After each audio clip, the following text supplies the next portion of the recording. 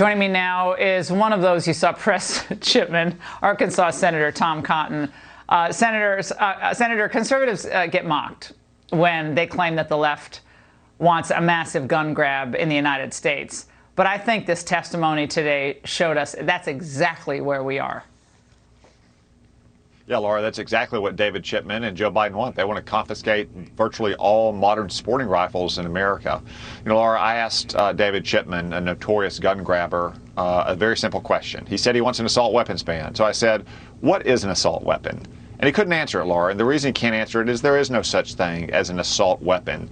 It's a term that's made up by liberal lawyers and pollsters in Washington who are trying to scare Americans into acquiescing into gun confiscation. He did, however, in the exchange at one moment say something very illuminating and very troubling. He said that he would define it maybe as any rifle with a detachable magazine that has a 22 round or larger. Laura, that would be almost every modern sporting rifle in America. We're not talking about millions of firearms. We're talking about tens of millions of firearms that Joe Biden's ATF nominee wants to outlaw and confiscate.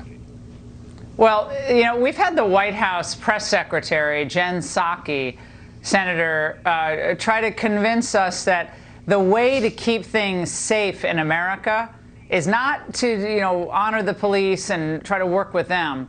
There's another path. Watch.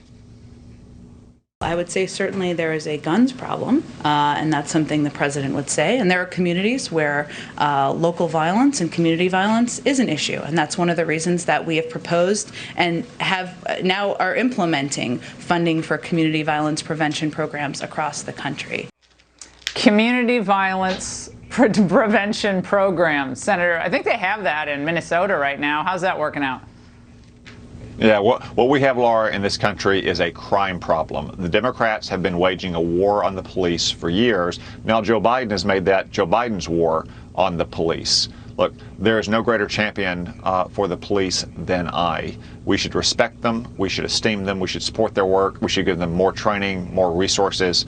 However, when seconds count, the police are only minutes away.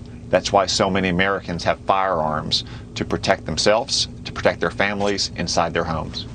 Also, just moving to another topic for a moment, Senator, we keep hearing dribs and drabs coming out about the attempt to purge our military of extremists. But it's pretty clear in how this is going down, but what they really mean is a political purge of the U.S. military, of anyone who perhaps voted for President Trump, conservative leanings. How concerned are you about this, and why should Republicans give another cent of funding to a Pentagon that seems to be at war with many of its own soldiers, airmen, and every other branch of the government?